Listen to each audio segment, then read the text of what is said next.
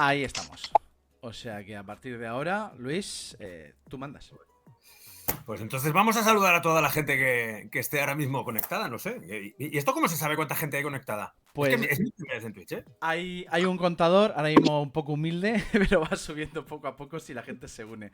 Nosotros lo que Esto sale pasa... mañana en el BOE. Claro, Hay que esperarse a mañana. nosotros Vale. luego nos escuchan hasta en iVoox y Spotify, pero eso ya cuando lo subimos tranquilamente. Hola, pues amigos multiplataforma, ¿cómo estáis? Bienvenidos a esta presentación que me hace muchísima ilusión. Presentar un libro siempre es algo especial porque al final ejerces un poco como de intermediario entre el lector u oyente, porque cada vez son más también la gente que escucha los libros, y su autor o autores, como es el caso.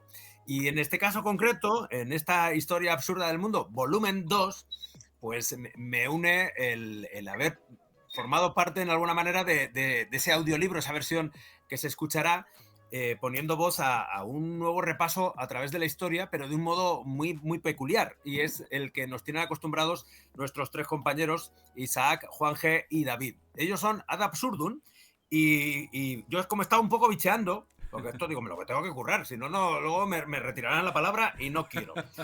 Claro, resulta que el 28 de junio del 2013 a las 22:54 hora peninsular, ellos publicaron en internet un mensaje en el cual ya declaraban las intenciones de lo que pretendían llevar a cabo durante o a partir de entonces. Entonces, aquella primera publicación estaba encabezada por dos citas que, como digo, es una declaración de principios.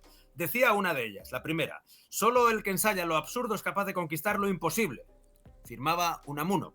Cualquier hombre a la vuelta de cualquier esquina puede experimentar la sensación del absurdo, porque todo es absurdo. Esto lo dijo Albert Camus. Y este absurdo, pues les acompaña desde su nombre, desde este ad absurdum, y yo creo que imprime una forma única de repasar la historia. Porque es verdad que ellos son historiadores, es decir, ellos conocen la historia, ellos defienden el rigor histórico, pero son conscientes de que la historia tiene que llegar al oyente o al lector. Y la mejor manera de llegar es no aburriendo. Esa es una de las normas que ellos tienen también tatuadas en la piel.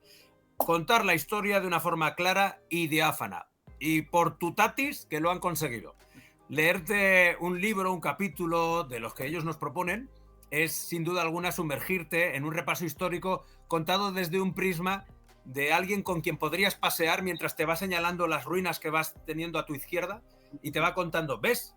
Pues donde tú ves una piedra, ahí hubo una pareja que estuvo haciendo, jugaban al tú te juegas. Y haces, ¿en serio me lo estás contando? Y paralelamente, en la misma afirmación, cuando ya te tienen atrapado, es entonces cuando te cuentan cómo el devenir de una civilización entera también tuvo que ver con aquella precisa cuerda, con esa misma piedra, por ejemplo. Y eso es una capacidad que muchos de los que estudiamos en la EGB pues no tuvimos a nuestro alcance. A nosotros se nos ponía el profesor de historia o profesora, y ella o él era el responsable de tu posible adicción a lo que te estaban contando. Lo que pasa es que muchas veces era un tono tan sumamente plano, era tocampo, o sea, no había ninguna irregularidad que te despertara del sueño, que al final lo que hacías era beberte los datos, empollarlos puramente para utilizarlos el día del examen, soltarlos, vomitarlos sobre el folio, y luego 2 días después eras incapaz de saber si Napoleón fue algo con Francia era. Y mi padre tiene una botella que la llama así, la tiene en el mueble bar, porque cuando yo era joven había mueble bares en las casas. Pues todo esto hace que mucha gente se haya perdido el degustar y el conocer y el saborear la historia. Y es entonces cuando hay 3 mosqueteros, por ejemplo, que son los que yo tengo la suerte de compartir este ratito con ellos, que dicen, vamos a saldar una deuda pendiente. Si a nosotros esto nos apasiona, ¿cómo podemos contagiar esa pasión? Y entonces la hacen de una manera, como digo, sobre todo divertida, entretenida. Vamos a decir entretenida. Yo no sé, de todas formas, estoy aquí yo, hablando por ellos, teniéndoles aquí. Con lo que Isaac, Juanje, David, vaya por delante mi agradecimiento por permitirme formar parte de este día especial, porque siempre, esta es la botadura de un barco, es especial sin duda. Y bueno, buenas tardes. Muy los buenas tres. tardes, muy buenas tardes. El agradecimiento es nuestro, de verdad, porque nos hacía muchísima ilusión, porque ha formado parte de nuestra historia también, como historia de la televisión que eres. O sea, que- Historia absurda de la televisión. Exacto. Tengo ahí un pie de página. Qué maravilla. Oye, no sé si lo que yo estaba diciendo se corresponde con la realidad o es la divagación de alguien que ha querido leer entre líneas y se ha desviado el camino correcto. Pues es lo que intentamos. Habría que preguntarle a nuestros alumnos también si ellos están de acuerdo con lo que afirmas. Porque a lo mejor ellos también nos tienen un poco como ese profesor que tú decías es tan plano Me que, cuesta, ¿eh? que te aburría. Me cuesta imaginaros así, ¿eh? Porque solamente hay que... Claro, es que he leído el libro y además lo he hecho recientemente y como yo os contaba que había momentos en los que había que parar la lectura porque había esa doble intención o esa intención decidida de vamos a jugar con la ironía, con el doble sentido, vamos a lanzar aquí nuestro boom, nuestro petardo, ¿no? Entonces, Isaac, Juanje y David, os tengo que preguntar muchas cosas sobre el libro, pero ¿este volumen 2 estaba ya en vuestras cabezas cuando terminabais o escribíais el 1? ¿Qué va? Bueno, bueno, Sí, si tú supieras. hubo una situación curiosa cuando nosotros enviamos el libro. O sea, normalmente trabajamos cada uno en su casa, pero nos vemos muchísimo para hacer los libros, evidentemente. Pero el día de envío nos juntamos porque hay que pulir muchas cosas, etcétera. Y ese día nos juntamos, terminamos de enviarlo muy tarde, nos fuimos a cenar aquí al lado. Y de repente en la cena, ya con la comida delante, surge la pregunta de: oye, el libro es muy gordo. ¿Qué pasa si mañana de repente recibimos una llamada del editor diciendo, chicos, esto es demasiado largo, ¿por qué no lo cortamos por la mitad? Y en ese momento fue como, calla, calla, ¿cómo va a pasar eso? A la mañana siguiente, correcto, a la mañana siguiente una llamada del editor. Chicos, esto es muy tocho. Y nosotros, ya, es lo que pediste. No lo estáis entendiendo. Esto es muy tocho. Y dijimos, bueno, pues reunión esta tarde a las 4 de la tarde. Y ya pues se decidió esto. En cualquier caso, la defensa nuestra es que las directrices de la editorial, de nuestro editor, fueron esas, literalmente, que sea un tocho. Entonces, bueno, nosotros nos limitamos a cumplirlo. Tampoco se nos puede exigir mucha responsabilidad en ese tema. Claro, buenos alumnos. Que os hubiera Hombre, dicho otra cosa. Si tú a un Exacto. historiador le das rienda suelta para que te dé la turra y te desarrolle todo lo que él quiera, pues tienes que hacerlo bajo tu propia responsabilidad. Sabes que estás Claro, alimentando un monstruo. porque es lo que también insinuáis aquí en el libro, claro, los historiadores. Además, os gusta referiros, hay una serie de elementos que se repiten y que a mí me encanta cada vez que hacéis un guiño a vuestra querida Murcia. Sí. O sea, Murcia aparece en cualquier momento en una terminación, en un sufijo, en un guiño, me lo vas a decir a mí, que somos, o a nosotros que somos de Murcia, que me parece súper divertido. Y luego está esa parte de los historiadores en los que un poco como que os desmarcáis, ¿no? De lo que es un poco la línea quizá más convencional de la figura del historiador tipo, que puede ser, porque dice, hay momentos, no recuerdo ahora mismo exactamente el capítulo y demás, pero sí que hacéis esa referencia de cómo nos gustan los historiadores o como los historiadores nos gusta decir, y algo también así de este punto de un historiador es como un jotero en un escenario, o le pones un freno o no termina. Bueno, a ver, por un lado entendemos que bien, nosotros trabajamos desde la historia, eso por supuesto, pero sí que de alguna manera intentamos ir no un poco más allá, pero sí tratar un terreno que hoy en día sí que es más habitual, ¿no? La historia con humor y tal, pero que en su momento pues nos parecía un poco incluso, bueno, a ver cómo recibe la gente esto, ¿no? Y claro, de alguna manera pues sí, nos identificamos como historiadores, pero al mismo tiempo también a veces como, bueno, estamos ahí entre dos aguas, ¿no? Pero sí. Es como esa doble identificación. Tampoco nos consideramos humoristas, de hecho es algo que hablamos mucho, ¿no? Que, bueno, pues hacemos más o menos humor, pero no somos profesionales de eso. De hecho, recuerdo, por ejemplo, el capítulo en el que ya nos acercamos a la Segunda Guerra Mundial, como hay un inicio jugando con broma, con esa forma vuestra de acercarnos a la historia, y hay también como una contención escrita en la de, pero vamos a ponernos serios porque la cosa se va a poner muy seria. Y a partir de ahí, yo reconozco que ha habido momentos del libro en el que conseguís emocionar, porque aquí hay personajes, además, que contáis una historia. Hay momentos, hay capítulos que me parecen de cuentacuento y os lo quería agradecer porque fueron muy bonitos de leer, muchísimo. Nosotros en eso siempre intentamos también como ofrecer formatos distintos, ¿no? De hecho, que no todo el rato sea como la descripción de pues pasó esto, luego aquello, que eso pues es nuestro curro, pero a veces también, oye, ¿y si hacemos esto de una manera un poco distinta? Y si en lugar de explicar la Segunda Guerra Mundial como normalmente se hace, lo llevamos pues a la visión de una persona que pasa por allí. Y yo creo que eso... No sé si David quiere comentar algo, pero es que como David estuvo muy implicado, estuvo en el capítulo, fue un tema complicado, pero al mismo tiempo muy satisfactorio. Sí, en realidad es algo que ya habíamos hecho en otros libros, pero lo que pasa es que ahí ya es extendido a todo el capítulo. Pero siempre intentamos incluir esos pasajes, ¿no? Para que la gente se meta en situación, porque muchas veces la historia la ves como algo frío, tiende a separarte y a verlo desde fuera, y a veces conviene empatizar un poco con determinados personajes para intentar comprender mejor lo que estás leyendo.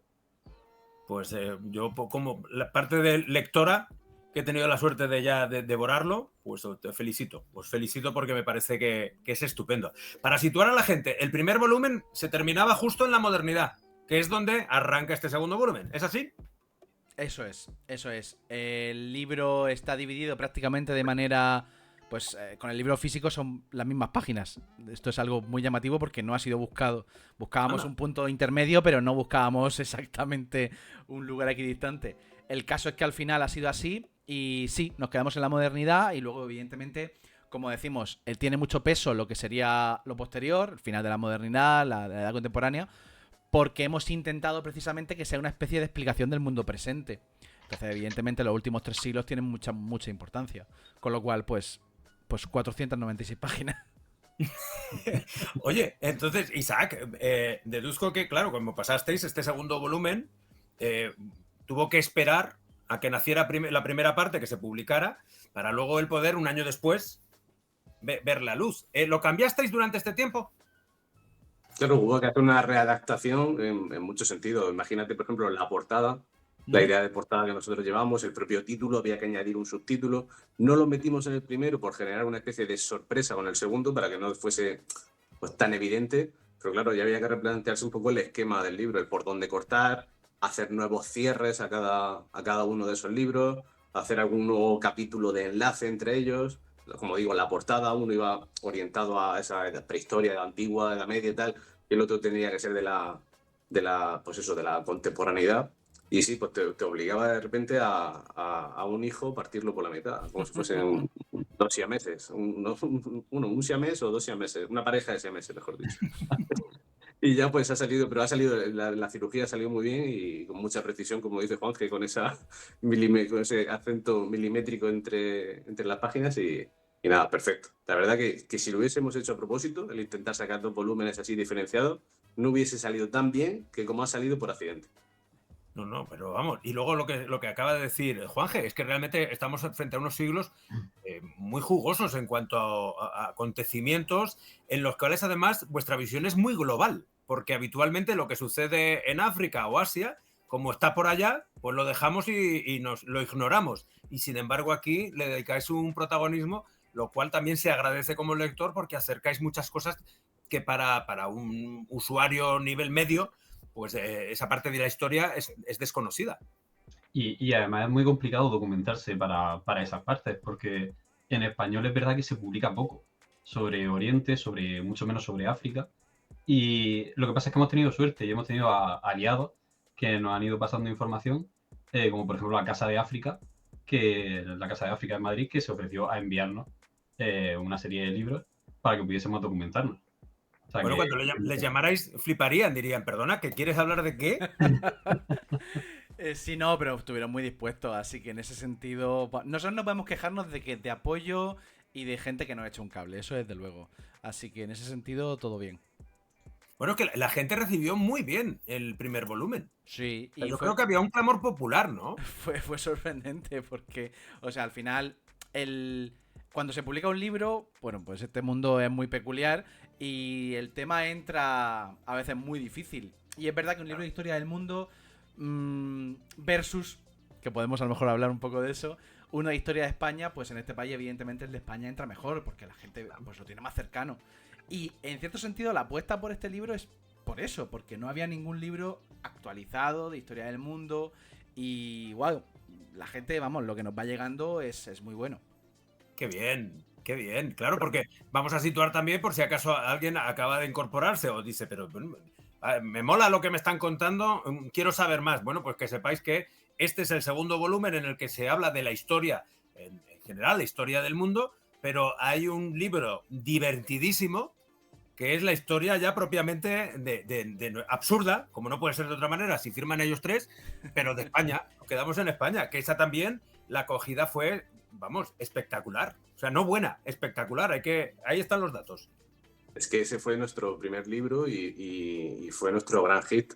Entonces nosotros, imagínate, hace unos cuantos años, muchachitos jóvenes, recién salidos de la universidad, con más pelo, menos kilos, pero muchísima ilusión y muchas dudas, nos encontramos con un encargo de una gran editorial que nos pide hacer oye, chicos, que hemos visto lo que hacéis en redes, en podcasts, en medios y tal, y oye, que queremos encargaros un libro de historia. Ah, sí, de historia de España. Manual típico de historia de España, pero, jolín, claro, al principio es un vértigo gigantesco, pero oye, para ser el primer libro, pues ni tan mal, oye, que salió bastante bien. Y claro, continuamos con Historia Absurda de Cataluña, y yo creo que esa fórmula de la historia absurda pues claro, nos marcó un poco porque fue ya una especie de marca propia. Y claro, después de los libros siguientes que sacamos, fueron El pene perdido de Napoleón, Homo Historicus. Creo que por parte tanto del público como de la editorial, como por nuestra propia parte, había un poco la gana esa de volver a la fórmula de historia absurda Entonces, es verdad que había no un clamor popular, pero bueno, sí ciertas reivindicaciones por parte de conocidos, allegados y tal, de oye, ¿para cuándo otra historia absurda Así que dijimos, venga, pues a lo grande y que sea una historia absurda del mundo. ¿Y cuál es vuestra parte preferida de la historia de cada uno de vosotros? Uy.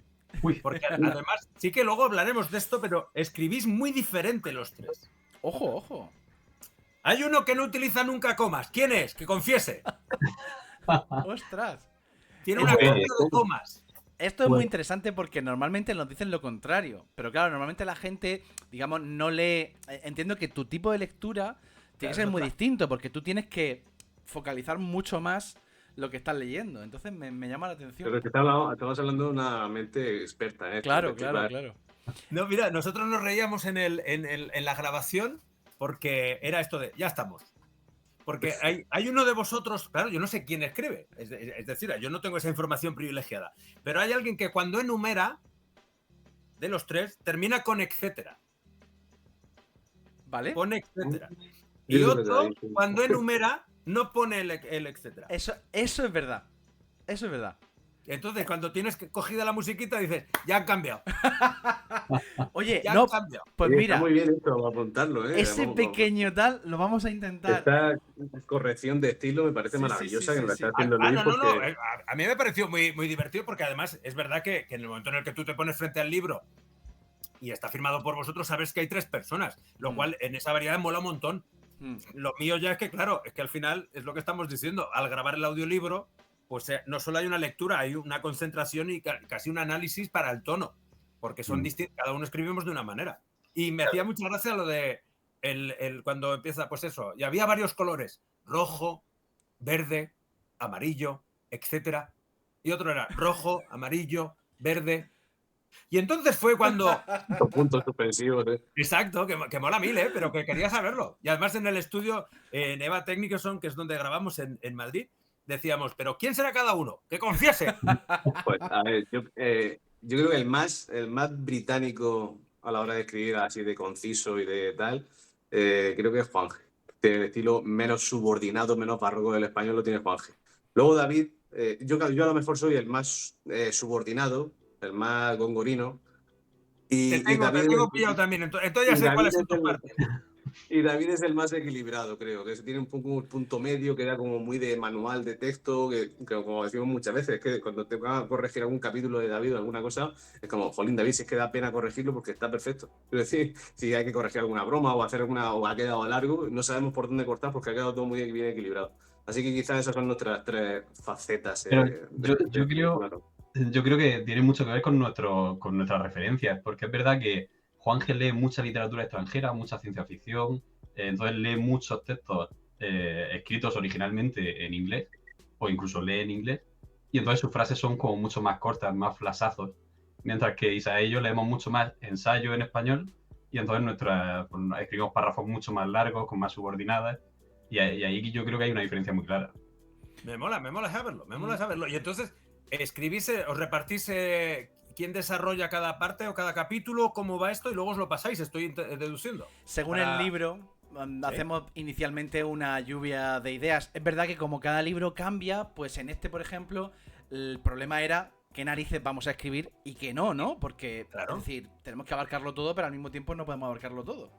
Cuando hicimos un pequeño, no sé si eran 50 o 60 inicialmente temas, dijimos, vale, tenemos esto, vamos a empezar, y ahí cada uno es, oye, pues a mí me apetece esto, oye, pues a mí me apetece aquello, un poco apetencia, de hecho lo que decía, ¿no? De gustos y eso. Y luego hay cosas que se van quedando sueltas que es como, vale, pero ¿quién hace este otro? Una vez que vamos un poco cada uno empezando por su lado, sí que es verdad que a veces pues hay indicaciones concretas. Por ejemplo, hay un capítulo que enlaza obligatoriamente con otro y es como, oye, tienes tú este, ya sabes que tienes que terminar así. Y yo lo cojo asado. Y muchas veces, incluso como yo ya he empezado uno y enlaza con otro, con el que está David, por ejemplo, de repente David ya sabe, o sea, lee la parte y dice, ah, vale, tengo que ir hacia ahí. O yo lo cambio, no hay problema. Pero quiero decir, la parte buena es que, aunque funcionamos así, luego tú coges un capítulo del otro y viceversa, y vamos, metemos el hacha, cambiamos y no pasa nada, en el sentido de que estamos acostumbrados y sabemos que tiene que ser así. Porque a veces, pues en este libro, por ejemplo, hubo un capítulo que se convirtió en 2 por necesidades. La persona que lo está escribiendo casi nunca ve eso. Porque no ve, o sea, está muy metida en, no, porque esto es así, porque tal. A lo mejor llega el otro y dice, oye, ¿te das cuenta de que si lo hacemos, cortamos aquí y metemos esto, salen 2 que tiene más sentido? Ah, pues es verdad.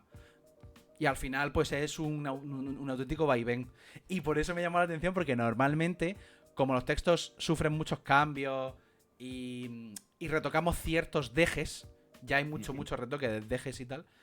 Claro, que hayas pillado ese, que es verdad que yo sí que lo tenía en la cabeza, que es muy de David, me llama la atención, nunca nadie lo había dicho. No, y que independientemente de lo que se escriba, intentamos homogeneizar mucho los libros. Es decir, como le hacemos tantas pasadas, tantas correcciones, tantas leídas entre uno y otro, intentamos, pues eso, homogeneizarlo compensando cosas. Bueno, pues a este capítulo le falta un poco de... Lo ha escrito tal persona, le falta un poco de humor del tuyo. Métele tal... Encárgate de meterle dos o tres bromas por ahí salpicadas de las tuyas, de las que tú haces. O viceversa. O intentar homogeneizarlo al máximo, pero me hace especialmente gracia que Luis ha tenido ese ojo clínico para... El etcétera. Sí, en los detalles está el diablo. Oye, de los 50 temas que decías, Juanje, que se pusieron sobre la mesa en un brainstorming inicial, ¿cuál es el que más os dolió que se quedara fuera? ¡Ostras! ¿Hubo alguno de estos de, venga, yo voto... ¿La negociación fue dura? No, en realidad normalmente somos bastante, o sea... ¿Coincidís? Sí, coincidimos y muchas veces alguien tiene una postura, el otro tiene otra, se habla, pues tienes tu razón o el otro. No es una lucha continua ni nada de eso. Pero esa pregunta que acabas de hacer, claro, como ha pasado tanto tiempo de que empezamos a escribirlo, a mí se me ha olvidado y estoy entrando ahora, ¿vale? Yo también. Lo bueno de hacerla online, hacer la presentación online, es que podemos ir mirando cosas al mismo tiempo. Entonces yo no me acuerdo de lo que hablamos, de cuál es... Hay un índice aquí, fíjate, hay un documento que pone... Habláis de una barbaridad de cosas, habláis de colonialismo, industrialización principalmente también, se llevan mucho tiempo, la Primera Guerra Mundial, Segunda Guerra Mundial, el proceso de África y Asia, Estados Unidos, la evolución norteamericana, que además hay presentaciones de que sí, que todo es muy bonito, porque las pelis te lo cuentan muy bonito. Pero hubo momentos en los que al terminar de grabar ese capítulo concretamente, lo que vuelvo a repetir, lo comentábamos tanto con Manu como con Blanca, que fueron los técnicos encargados, y decía, yo no tenía ni idea de esto. No, yo tampoco. Y eso yo creo que es un win vuestro, un triunfo sin duda alguna. No, gracias. O sea, también hay un punto de intentar eso, es decir, nosotros siempre decimos lo mismo, ni traemos, hombre, alguna anécdota sí que es un poco rara y tal, pero normalmente explicamos cosas que son relativamente sencillo acceder a eso si estás muy metido en este mundo, claro. Claro, cuando hilamos una historia del mundo, de repente es como, vale, todo el mundo tiene la idea, pues Estados Unidos, ¿no? El oeste americano, ¿no? La peli del salvaje oeste, tal y cual. Vale, pero vamos a intentar explicar bien cómo va la movida, porque hay muchas sorpresas y he de decir que en ese capítulo la mayor parte es muy desagradable, porque, ostras, es que hubo capítulos que se hicieron duros, ¿eh? Son duros, ¿eh? Es que, por lo que decía un poco de que emociona. Sí, porque es que hay veces que no hay otra. No, removéis, sin duda alguna removéis, pero claro, en un planteamiento de una historia absurda, luego hay capítulos tan delirantes como este, de la Galería del Arte, el urinario, la mierda enlatada y la polla pulida. Os reconozco que cuando lo leímos allí tuvimos que parar como diciendo, espera, ¿de dónde venimos? De las especies invasoras y ahora vamos aquí y nos lo pasamos pipa leyéndolo. Pipa, porque nos pareció todo... pero delirante, pero interesante. Que eso yo creo que es esa combinación, ese binomio no lo perdéis en ningún momento. Incluso cuando os vais al absurdo más absurdo, como pueda ser lo que proponen aquí, ¿no? Pero me pareció genial. O sea, hay aquí algunos capítulos sobre los que quería preguntar, este concretamente, porque es verdad que es como una... Venga, vamos a salir un momentito de donde estamos, porque esto también nos sirve para entender cómo es el ser humano, cómo va toda la evolución. Y luego ya volvemos, si quieres, a lo más sesudo, que todavía nos queda mucho. Y me parece que son miradores fantásticos a anécdotas como esta concretamente, que me parece genial, que son 3, de hecho. Claro, ese capítulo, de hecho, hacía falta, porque cuando tú llegas al siglo XX siempre tienes la sensación de que toda la historia se vuelve como muy política y sobre todo muy bélica, ¿no? Primera Guerra Mundial, Segunda Guerra Mundial, el periodo entre guerras, la Guerra Fría. Y al final decíamos, hacen falta capítulos en los que podamos salirnos un poco de esa historia más típica y hablar de otras cosas que sean cultura, sociedad, ampliar un poco el foco y sobre todo ver las conexiones, que la gente viese que realmente lo que está pasando con la revolución industrial, con las nuevas ideas científicas, con los avances tecnológicos, eso tiene su reflejo en el mundo del arte, porque la gente cambia la forma de pensar y por tanto cambian también las manifestaciones artísticas. Entonces nos parecía muy interesante centrarnos ahí en el mundo del arte. Y precisamente con ese capítulo, justo ayer, una compañera de trabajo me hizo uno de los mayores piropos que nos han podido hacer con nuestros libros. Y es que me dijo, yo era muy prejuiciosa con el arte del siglo XX, yo lo odiaba porque era de las que pensaba, esto no es arte. Dice, pero leyendo vuestro libro me lo he replanteado. Y dice, ahora entiendo mejor por qué es el arte del siglo XX como es. Me sumo a esa afirmación, sí. Me parece que está perfectamente verbalizado, una sensación que comparto con tu compañera totalmente. Y bueno, es que luego sigue otro capítulo que también me chifla, que es el contáis por qué no nos caben las piernas en los asientos de Ryanair. Ojo, ¿eh? Ese fue uno de los añadidos en el último momento, porque una de las cosas que se nos había quedado fuera, por lo que preguntabas antes, era la aviación. No habíamos hablado de la aviación. Y claro, para entender el siglo XX hacía falta hablar de aviones, de cómo cambia el mundo del transporte. Y entonces dijimos, vamos a forzar la maquinaria para meter un capítulo sobre esto. Pero claro, es que la aviación no es solo la aviación, sino entender cómo cambia también la economía, que la gente tiene acceso a cosas que antes no se podía permitir, a viajes mucho más largos, de forma mucho más barata, y eso nos abre muchísimo el campo de visión, vemos el mundo mucho más pequeño. Y claro, el mejor ejemplo es Ryanair, con esos asientos de 1 minuto y esos precios tan bajos que te permiten hacer eso, ¿no? Te permiten hacer esos viajes. No, o sea, me parece genial. Y ahora me tenéis que explicar, porque esa pregunta me la transmiten también desde el estudio. ¿Cómo se llega a dedicar un capítulo al clítoris en un libro de historia absurda del mundo? Esa va a ser la gran pregunta de este libro. Pero mola, ¿eh? Mola. De hecho, yo cuando llegué, yo tengo 2 niñas y mi mujer. Y cuando llegué yo todo ufano, ¿a que no sabéis desde cuándo?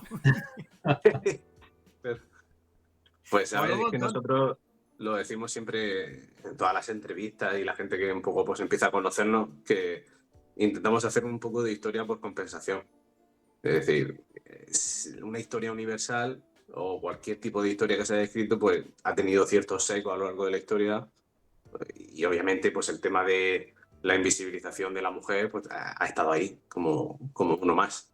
Entonces, pues nosotros no es que tengamos la responsabilidad, pero bueno, ya que tenemos esa perspectiva, queremos siempre aplicarla a nuestros libros, nuestras charlas. Y oye, pues eso, vamos a hacer un poco de compensación. Vamos a hacer un poco de compensación si no se ha tratado correctamente o directamente no se ha tratado el tema de la mujer y ciertos aspectos sobre ella, pues hay que tratarlo. Si no se han tratado ciertas cuestiones medioambientales o a lo largo de la historia, vamos a tratarlas. Es decir, enfoques que no se han tenido tradicionalmente y que es hora de que los vayamos metiendo en historia porque nos aporta un montón de datos nuevos y una perspectiva mucho más completa de lo que es un desarrollo histórico.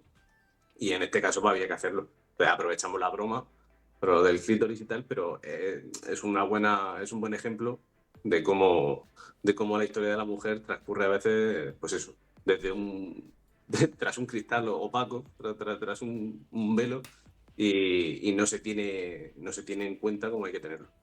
Además, yo voy a decir una cosa, a lo mejor puede ser un poco polémica, porque parece que estoy aludiendo a determinados historiadores, pero ocurre mucho que ahora cuando ponemos sobre la mesa temas que antes no se habían tratado, perdemos un poco la perspectiva, ¿no?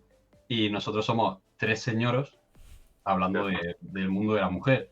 Entonces, a mí me duele mucho cuando veo libros en las librerías de mujeres que cambiaron la historia y el autor es un hombre.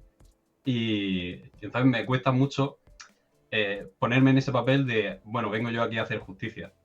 Entonces, cuando empezamos a plantearnos ese tipo de cosas, dijimos, si nos centramos en temas como muy concretos, que sean evidentes que ha habido un cambio, ahí sí que nos vamos a sentir más cómodos nosotros y lo vamos a poder ilustrar mejor.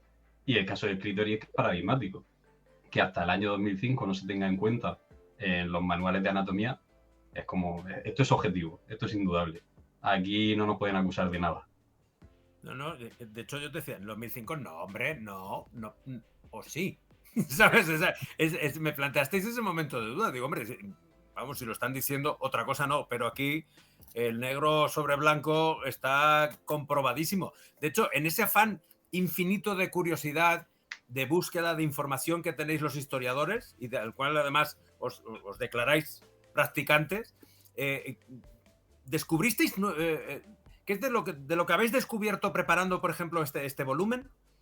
¿Qué es lo que más así recordáis de... Joder, es que yo no contaba... A lo mejor los datos que os llegaron de África.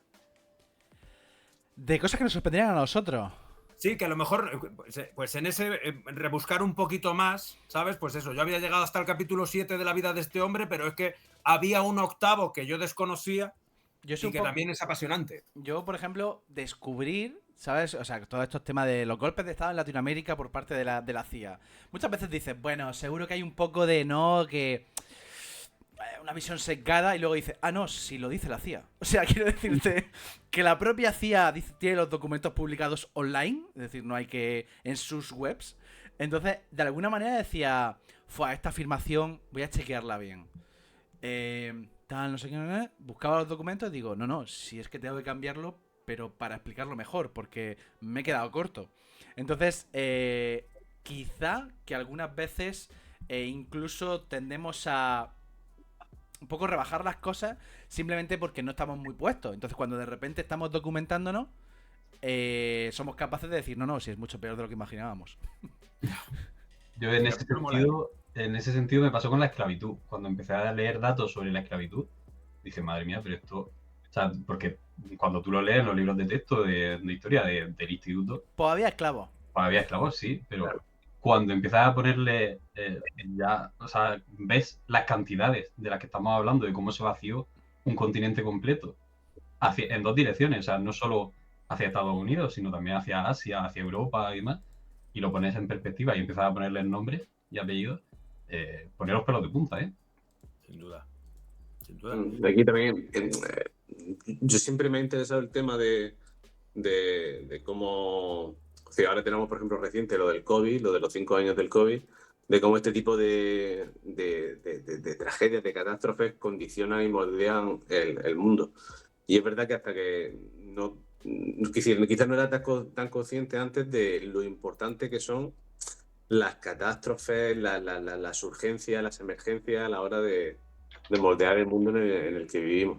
Porque es que lo cambia todo. Es decir, lo tenemos tan reciente ahora con el tema este del COVID, que es un ejemplo buenísimo. Es decir, la gripe española, es decir, como la cantidad de gente que muere, las implicaciones sociales que tiene en todo el mundo, todo ese tipo de cuestiones de catástrofe y emergencia que hace que el ser humano pues tenga que coordinarse al máximo, que coordinarse nunca es fácil, porque siempre hay muchas rencillas. Es decir, el tema de sacar las cosas adelante entre seres humanos parece lo más natural del mundo, porque somos eso, somos seres sociales que estamos predispuestos para eso, pero no siempre, no es fácil, no es fácil entenderse, no es fácil comunicarse entre otras personas, y el tema de coordinarse de distintas sociedades para sacar adelante, sea el tema que sea, pues la verdad que te das cuenta que a lo largo de la historia es una heroicidad.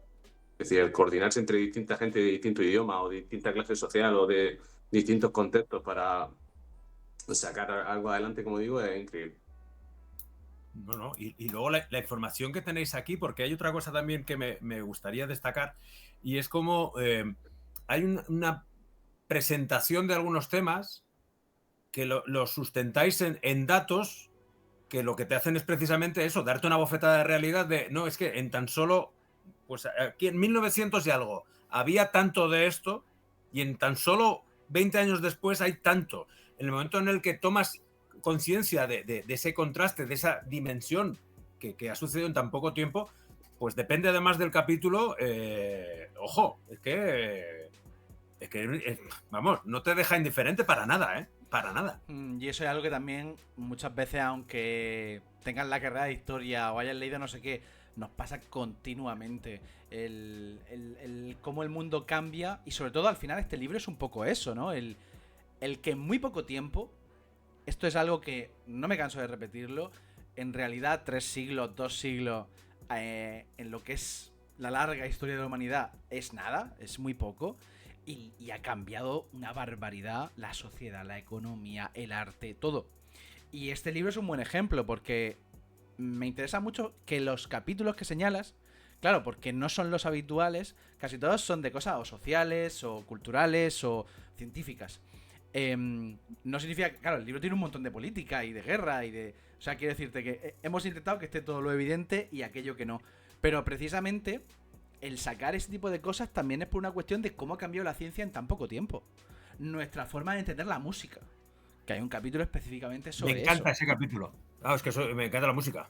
Pues, y si no, la medicina, las drogas, ¿no? El capítulo de las drogas. Que se ha congelado. ¡Ay! Ha habido ahí... Bueno, no pasa nada. ¿Nos oyes?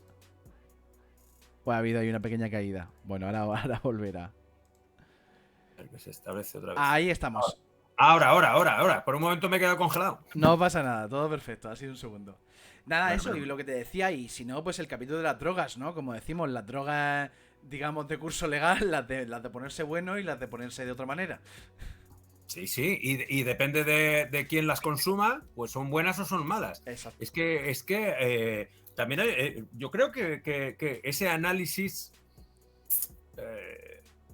caramba, es que es verdad que en los capítulos, que no sé hasta qué puedo contar o no puedo contar, y por eso voy ahí como Adelante. a trompicón. Vale, pues en el momento en el que contáis esa evolución de la droga en Estados Unidos y cómo el propio gobierno practica un racismo, pero descaradísimo, y depende de qué estrato social, o mejor dicho, depende del color de la piel, la droga es buena o es mala, es más perseguida o menos perseguida. Claro, esa es una perspectiva que a mí, por ejemplo, yo no me había planteado nunca hasta leeros. Y en ese momento dices, ojo, es que esto, el país de la libertad, ¡ja! El dramísima del fentanilo en Estados Unidos, también es verdad que como la sociedad estadounidense tiene oleadas de ciertas drogas que a nosotros no nos han afectado tanto, pero por ejemplo el tema del fentanilo es que de repente lo que fue una ruptura social no es que hubiera un problema con una droga, que han tenido el crack, han tenido la heroína, han tenido... El problema era que afectó, que eso lo decimos en el libro, a los hijos de las familias bien blancas. Y esa droga entró muy rápido en los suburbios, que en Estados Unidos los suburbios son donde vive la gente con dinero, o que, digamos, tiene posible. Y de repente eso es por lo que se convirtió en un drama nacional como no se había convertido casi ninguna droga en 2 décadas. Claro, porque se preguntaron, oye, ¿cómo es posible que de repente se esté drogando, no, los niños de bien? Porque el resto no les importan. Entonces, claro, ese tipo, el cómo se socializa también la drogadicción es muy importante. Porque es drogadicción en ambos casos, no son igual de males. Lo que pasa que la postura del gobierno cambia mucho. Y de nuevo, aparte de que hay un montonazo de estudios sobre cómo ha funcionado esto en Estados Unidos, el propio gobierno estadounidense tiene informes que son de ellos. O sea, desde luego, si alguien tiene interés por ocultarlo, serían ellos. Pero en ese sentido, lo de los 70 está bastante bien documentado, 80, etcétera. No, sin duda alguna. Y aquí, oye, vamos a ver si os parece para situar también un poco a la gente, porque es verdad que el capítulo, o mejor dicho, el último capítulo, el libro, termina ayer. Porque el repaso es hasta ayer, anteayer, prácticamente. El comienzo, si no recuerdo mal, estaba por la parte estaba Tután de Hobbes y Otán de Rousseau. Y concretamente... Estamos hablando de la Revolución Francesa, Napoleón, toda esa parte, ¿no? El absolutismo, etcétera. Exacto. Y luego ya hay un capítulo además ahí precioso que es el de las revoluciones, que precisamente por no contar la Revolución Francesa como siempre, le dimos un girito y nos fuimos a Haití. Y eso, la Revolución Haitiana es menos conocida, mucho menos conocida. Y quien lo está leyendo también nos está diciendo que le ha roto un poco por dentro, porque dice, ostras. Y de nuevo, el cómo los propios franceses revolucionarios... sí, derechos del hombre, no sé qué, no sé cuánto, pero en Francia. En las posesiones francesas americanas, no, ¿a dónde vais? No, las grandes naciones colonizadoras tienen muchos muertos en el armario, ¿eh? Hombre. Ostras. Que parece que los españoles son los que hicieron mal en América, pero es que, ojo lo que vosotros aquí rescatáis, contáis y colocáis frente al lector. Es que le decís, espera un segundito. Es que esto es así, es espeluznante por momentos. Claro, intentamos hacer un poco de reflexión también, porque cuando tú lo estudias en el instituto te da la sensación de que España es el protagonista para lo bueno y para lo malo, ¿no? Para todo. Claro. Y al final el mundo es muy grande. Y Portugal ahí tuvo un papel destacado a la hora de iniciar todo ese proceso. Creó un sistema completamente nuevo de colonización. Y luego además, en el mismo capítulo hablamos de Estados Unidos. De por qué cuando hablamos de colonización no hablamos de Estados Unidos, de cómo fue colonizando todo el oeste americano. Ahí da la sensación de que es la conquista del oeste americano y todo muy épico, y los vaqueros y los indios, pero no deja de ser también otra forma de colonización. Sin duda, absolutamente. Oye, estos capítulos, para que la gente también lo sepa, de repente tú estás leyendo un capítulo y hay un cuadrado que además lleva un color gris que lo destaca del resto, para que sepas que es precisamente eso, como una píldora cultural que lanzáis y que puede, bueno, pues hay veces que pone medite, otras veces son títulos que son como pequeños capítulos dentro del capítulo. ¿Esto también responde a una necesidad de contar muchas cosas por parte de vosotros? Claro. De esto no se queda fuera, a ver de qué manera lo puedo meter aquí. Sí, a ver, es un poco tú que eres un hombre también de televisión, el ¿sabías qué? Ese rotulito que entra y que te aporta el dato extra. A veces queremos contar tantos datos y muchas veces tenemos la capacidad de poder hilarlo dentro del texto, pero hay veces que queremos sacarlo un poco más, meter algo un poco más anecdótico, que se sale un poco que nos va a costar hilarlo. Entonces, pues recurrimos a ese ¿sabías qué?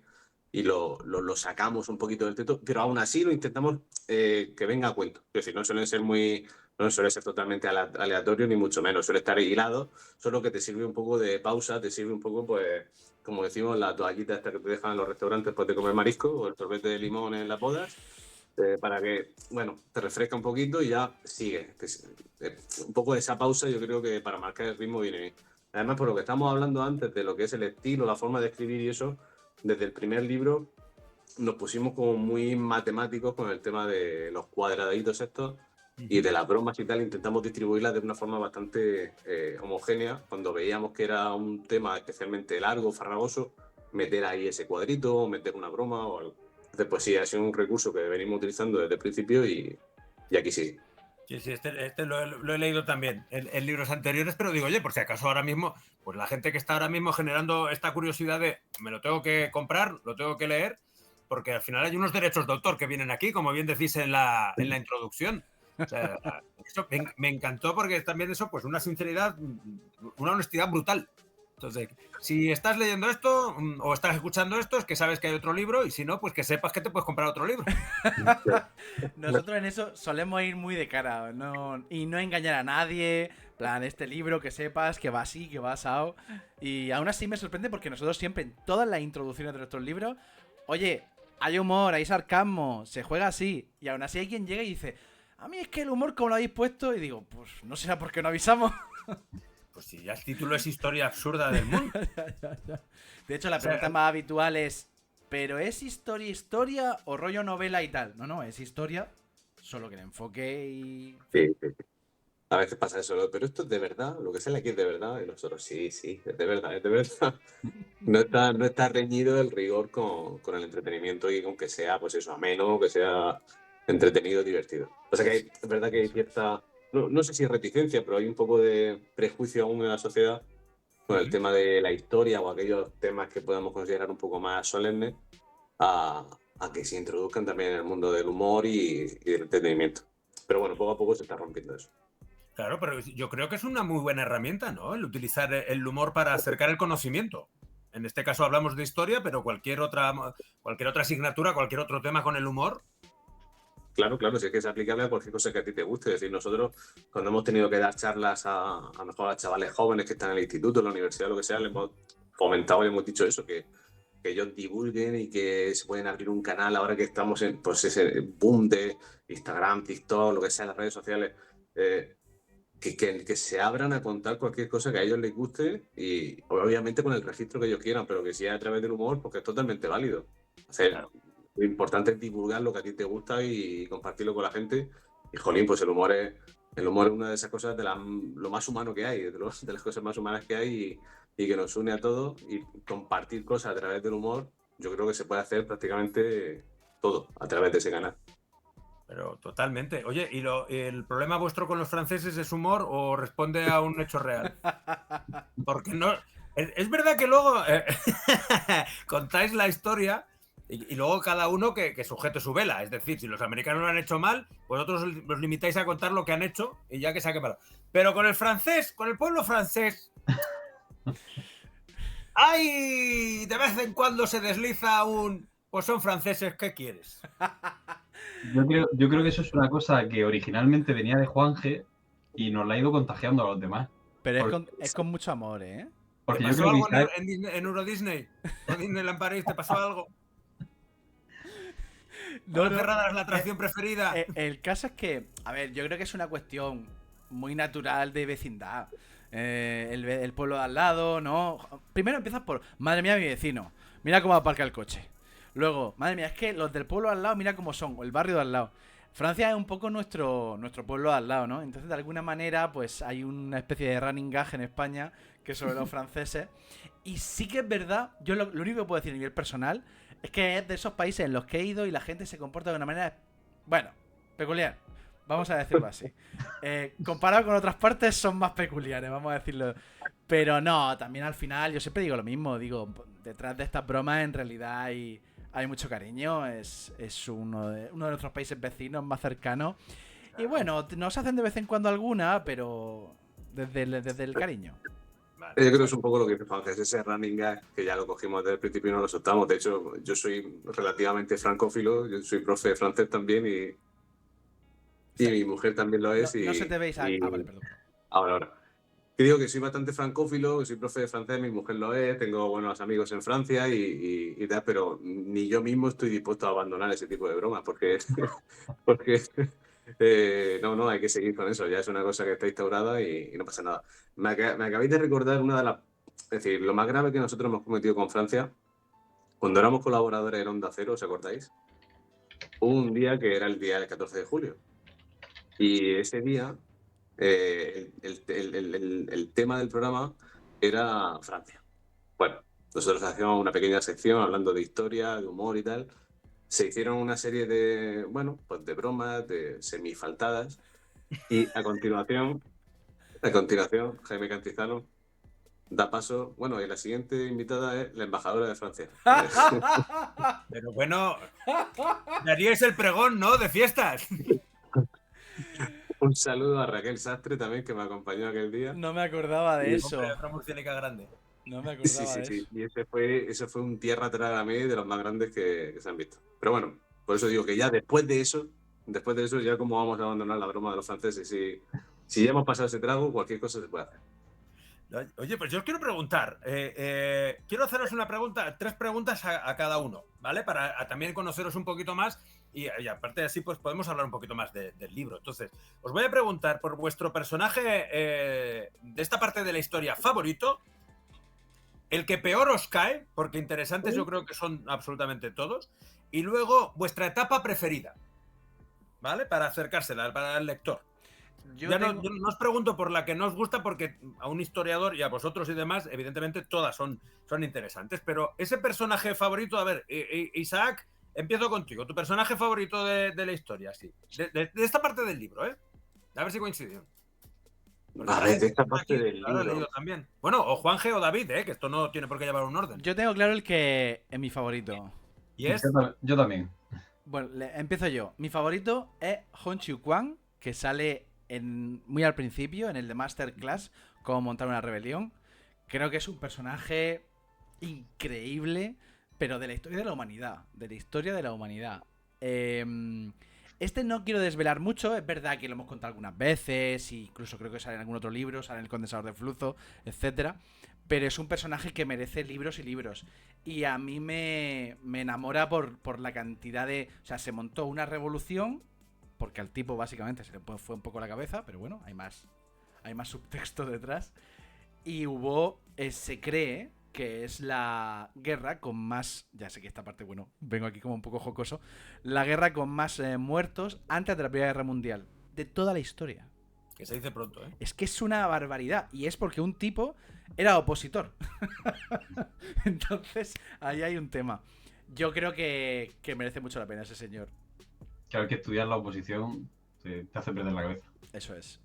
Sí. Si quieres... Es verdad que está también por ahí puesto así en el libro. Sí, David, sí. ¿coincides o era otro el tuyo?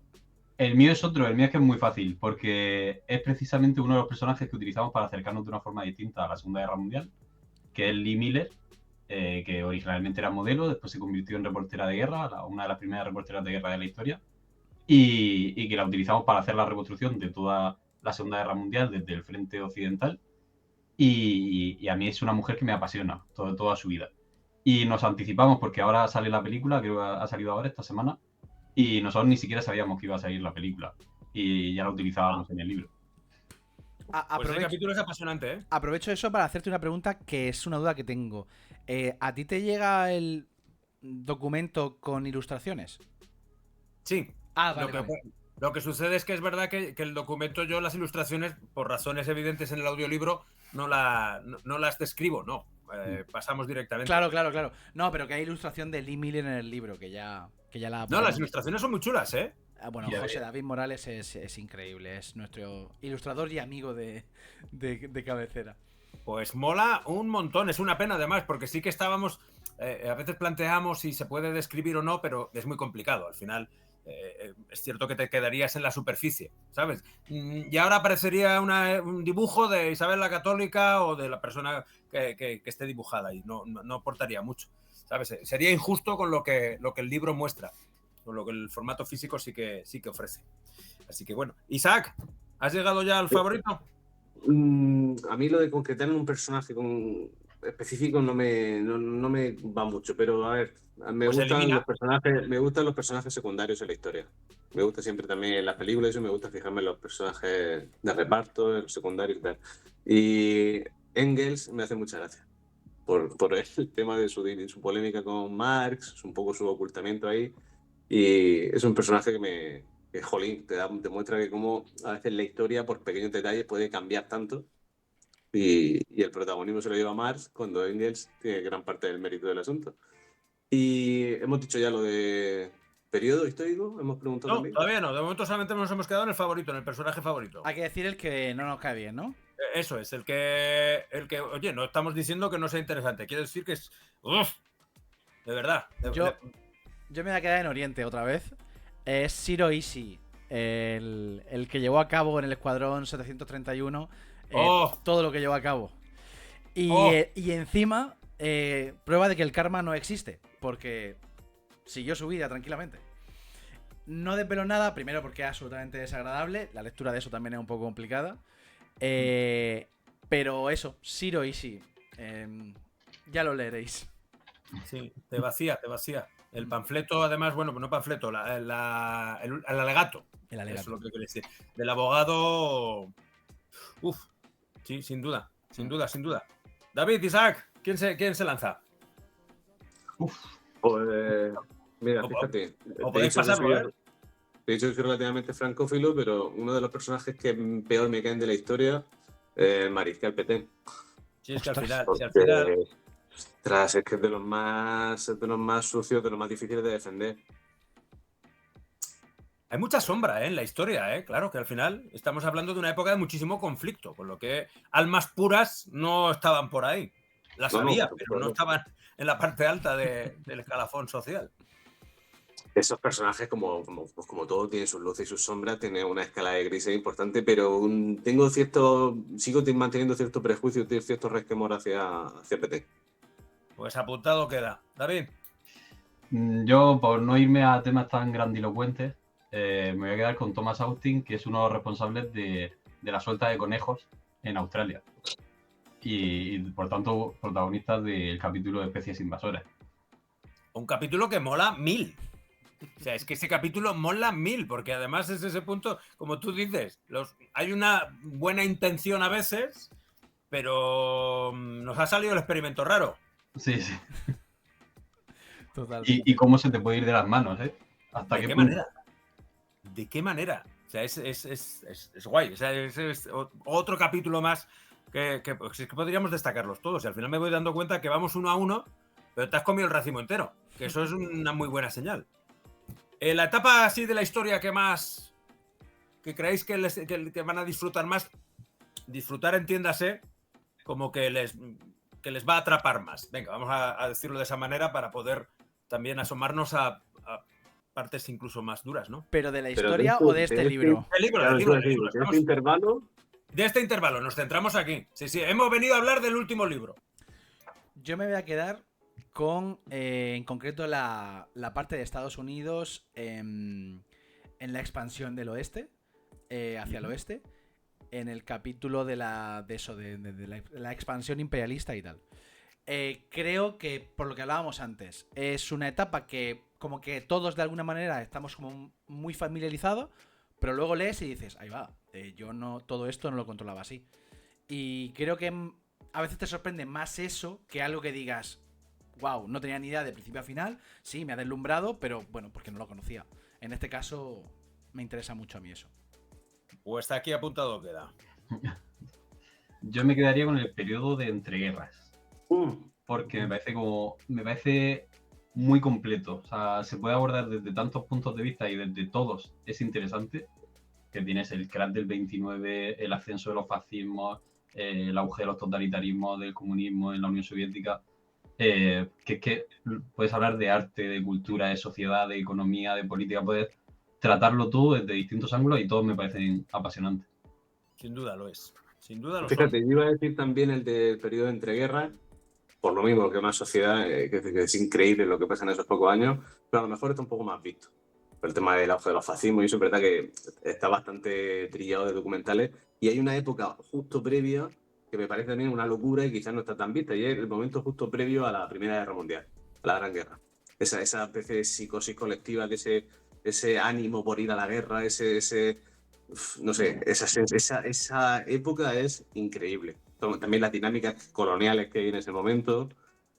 Toda esa época, justo antes del estallido de la Gran Guerra, que ya lo cambiaría todo para siempre, es increíble a nivel sociológico analizar cómo la gente veía la sociedad en aquel momento, cómo veía una posible guerra casi de forma optimista. Es muy chulo a nivel sociológico esa época. Pues sin duda alguna es que estamos, pues es que es eso, pero podríamos sumar en lo apasionante de las colonias, de todo el tema de la colonización, la entrada y la fractura social que lleva a cabo la industrialización y todo lo demás. Es que absolutamente todo el libro te lo bebes porque así lo habéis logrado que se beba así. Por cierto, ¿quién es Odo o quién sugiere a Odo? ¿De dónde nace Odo? Y Es aquí una- vamos a... Es un personaje... Definirlo vosotros hasta donde podáis contar, porque tampoco quiero yo desvelar mucho, pero sí me quedo con la curiosidad. Ahí sí que a lo mejor no contamos mucho porque creo que merece Venga. la pena llegar, digamos, sin ningún tipo de expectativa. Solo diremos que es el capítulo final y que sí que le dimos muchas vueltas a cómo plantear el cierre del todo. Y le hemos dado un toque poético, vamos a decirlo así. El nombre, por si alguien luego quiere buscarlo después de leer el libro y tal, en este caso sale de un personaje de ciencia ficción de Ursula K. Le Guin que escribió algunos relatos y novela que tienen que ver con un personaje que se llama Odo. O-D-O. Entonces, bueno, nace de ahí, pero luego el personaje que ponemos nosotros no tiene nada que ver con todo eso. A mí me evocó a Steven Spielberg. ¡Oh! Curioso. Sí. Sí, hay una parte que luego, ya si eso comentamos allá privado para por no crear un spoiler involuntario que podría darse el caso. Pero sí, me llegó por ahí. Te hemos dicho que siempre nos gusta, de alguna manera, el que el libro sea una manera de acercarse al pasado, divertida, etcétera, pero también una experiencia que tenga puntos que no esperas, que haya alguna cosa de formato, cómo ponemos la Segunda Guerra Mundial, cómo planteamos ciertos temas o cómo planteamos el cierre, para que haya un puntillo que sé que a mucha gente, porque lo pensamos, lo discutimos, y algunas personas dirán, vaya cierre tan raro, vaya mierda, o algo así, pero no me importa, o sea, prefiero quedarme con que de alguna manera a mucha gente seguro que le sorprende y le llama la atención, y creo que, digamos, es un cierre bonito. A mí me lo parece, ¿no? Me sorprendería que hubiera mucha gente, o que haya gente incluso que tenga una opinión negativa, no sé. Porque, bueno, yo he conectado, al menos yo he conectado. Yo tengo que ser sincero con lo que yo pienso y yo he conectado. ¿La humanidad os genera esperanza de cara al futuro o no? Sí. A corto plazo no. También te voy a A decir. corto plazo no hay tercer volumen, ¿eh? Mira lo que te digo. A corto plazo no, pero yo estoy convencido de que vamos a salir adelante y de que muchas veces hay cosas pendulares, ¿no? Ahora mismo da la sensación de que viene una época un poco oscura, pero bueno, yo creo que al final tendemos con nuestras cosas muy negativas y conciencia, pero tendemos a salir adelante y a la larga tratarnos medio bien entre nosotros. Esto Juanje lo está haciendo porque el otro día hicimos una pequeña firma en Lorca y hizo un alegato totalmente pesimista. Y yo creo que ahora ha dicho, voy a corregir un poco para que no quede tan así. Pero porque la pregunta Tiene era que equilibrar capciosa. la energía. Claro, pero el péndulo ha sido él. Sí. No, también depende del día, ¿eh? Muchas veces tú tienes un día regular y ves el futuro muy negro y otros días... No, pero es lo que hemos hablado muchas veces. Es decir, el horizonte hacia el que nos encaminamos, es decir, son 200.000 universos posibles. Entonces, el ser humano es capaz de lo mejor y de lo peor y muchas veces a los historiadores se nos exige clarividencia y capacidad de adivinación. Y eso no lo tenemos. Es decir, puede pasar cualquier cosa. Podemos tirar para el lado malo, para el lado bueno, para el lado regular y es un auténtico misterio. David, ¿tú eres optimista o no? ¿En qué lado te colocas? A mí me pasa un poco eso. A corto plazo quizás no, pero a largo plazo sí. Creo que al final la humanidad lo que demuestra es que tiene esa otra parte positiva que al final acaba rescatando. Sí que es verdad que ha tenido que verse en situaciones ya críticas para sacarla, pero al final la saca. Lo bueno de una presentación así de un libro es que, claro, llegas a todo el mundo. Por lo menos das la posibilidad de que todo el mundo se asome a esta ventana que has abierto, en la que tú le has contado pues, tu obra, le has contado qué es lo que se puede encontrar y le invitas, de hecho, a que la conozca y que la encuentre y que, ¿por qué no?, aprovechando la conectividad que tenemos hoy en día, pues se ponga en contacto con vosotros y os diga, oye, pues esto me ha molado, esto me ha gustado. Claro, la parte que se pierde es la que vosotros vivisteis en Lorca el otro día, que es ese momento que a mí me encanta en el que el público que acompaña también puede preguntar. Yo al menos aquí, en la consola que tengo en la pantalla, yo no tengo posibilidad de leer ninguna pregunta. Pero como si estuvisteis en Lorca el otro día, pues supongo que allí os preguntaron cosas y si no recuerdo ahora mismo qué programa era, que había un presentador en Estados Unidos que decía siempre, ¿qué pregunta que no te he hecho te hubiera gustado escuchar? Yo voy a dejar pensando eso a mis compañeros y voy a responder a una pregunta que se ha hecho en el chat. Vale. De una manera que es difícil responder, pero bueno, pregunta si podemos hablar de la bibliografía. Daniel Xue, que también es historiador y uno muy bueno, que recomiendo mucho, y es de Zaragoza. O sea que, Buena gente ya sale buena gente. ha escrito sobre el sitio de Zaragoza, o sea que te lo recomiendo mucho a Daniel. Bueno, pues sobre hablar la bibliografía, dices tú mismo que seleccionar la base para escribir el tocho de historia del mundo, pues es lo que es. Bueno, la bibliografía al final es muy complicada, no está todo, estas cosas suelen pasar, ¿no? No están todos los artículos que hemos revisado, no están todos los libros que hemos revisado. Está todo lo que hemos podido, porque también muchas veces, aparte de los temas que te dejas fuera, también hay veces que dices, ay, tenía que haber también llegado a ese otro libro, incluso alguno, yo creo que hay alguno de 2024, hay más de uno, de 2025 no ha dado tiempo. Pero bueno, pues en cada tema ha sido un mundo a enfrentarse a él, en cada tema. Algunos es verdad que Internet nos ha proveído de un montonazo de artículos que nos han permitido montarlo. Y otros apuro, por ejemplo, pues lo que decía David, en la Casa de África, cuando hablamos con ellos dijeron, os enviamos todo lo que queráis, y nos enviaron una barbaridad de libros, porque empezamos este, y dijimos, no queremos abusar, pero nos interesan estos. Y la verdad que al final ha sido pues una gincana muy chunga, porque cuando te enfrentas a un tema, pues un libro sobre la historia de la Segunda Guerra Mundial, pues al final es inabarcable, porque es un tema inabarcable, pero de alguna manera está más enfocado. Aquí cada tema el cerebro se salía por la oreja, porque era, pues ya tengo que leer sobre, pues eso, sobre drogas, pues a leer sobre drogas. Claro. Hay 5 páginas en el libro de bibliografía, ¿eh? Le habéis dedicado 5 páginas con sus correspondientes reseñas, y sí, efectivamente tienes aquí libros del 24, del 2024, sí, efectivamente aparecen, que conviven con otros de 2000, 2002, 1996, solamente en la página en la que estoy mirando yo ahora mismo, ¿eh? A partir de ahí puedes encontrar, pues eso, hasta llenar 5 páginas. O sea, que no es poco, ¿eh?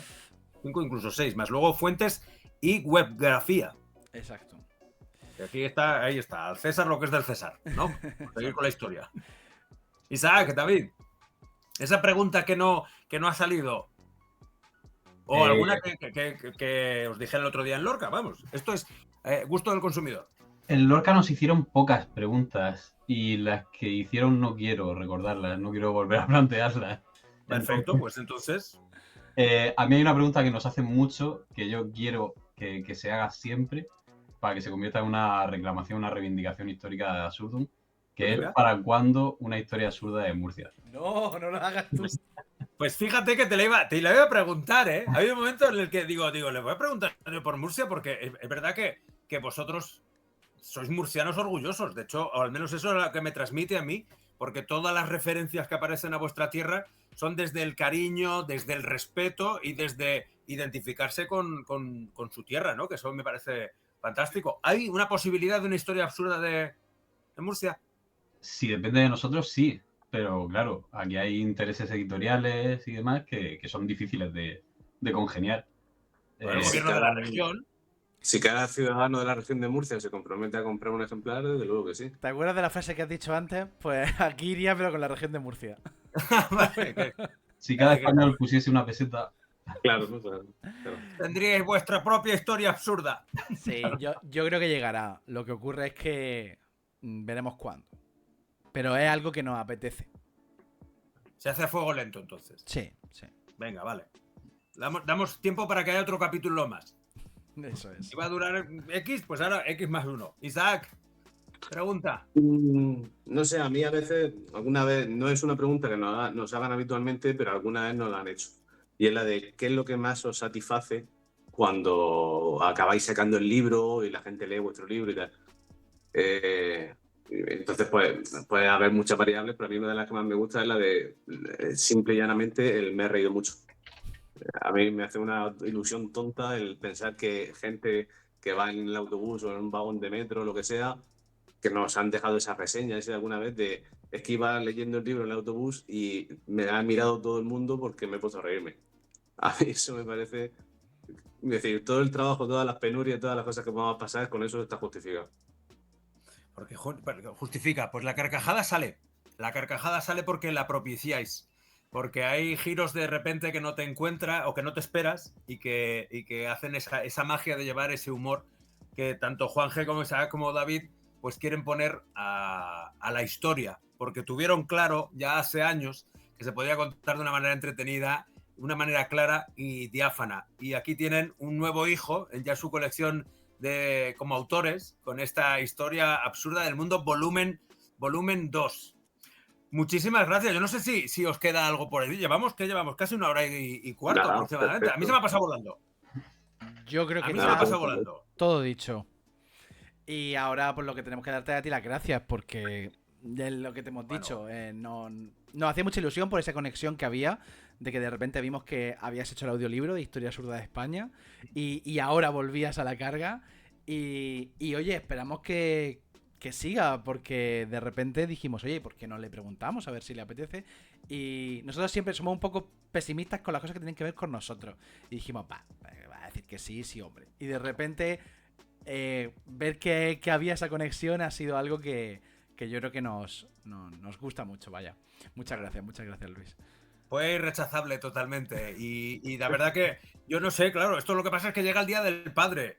Los hijos y las hijas ya han comprado los regalos a papá, pero yo os voy a decir, no sé si vosotros sois padres. ¿Vosotros sois papás?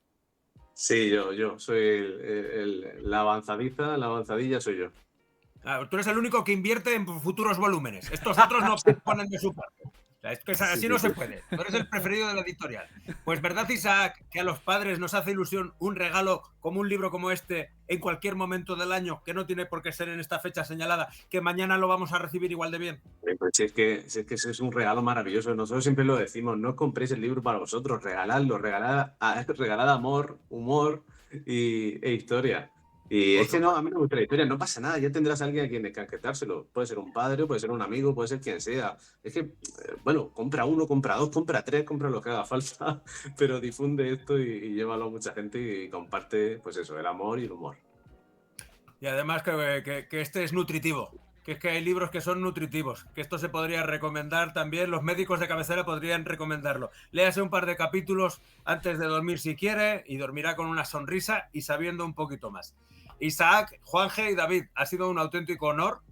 Ya os lo dije cuando recibí vuestra invitación, pero ya ha sido una auténtica gozada compartir estos minutos. Ojalá la gente que nos haya visto y que nos vea, porque esto queda ya per secula seculorum, pues también lo disfrute y que si les dibujamos una sonrisa, entonces será una reacción parecida a la que tendrán cuando lean el libro si no lo han leído ya, porque la sonrisa y el conocimiento están asegurados.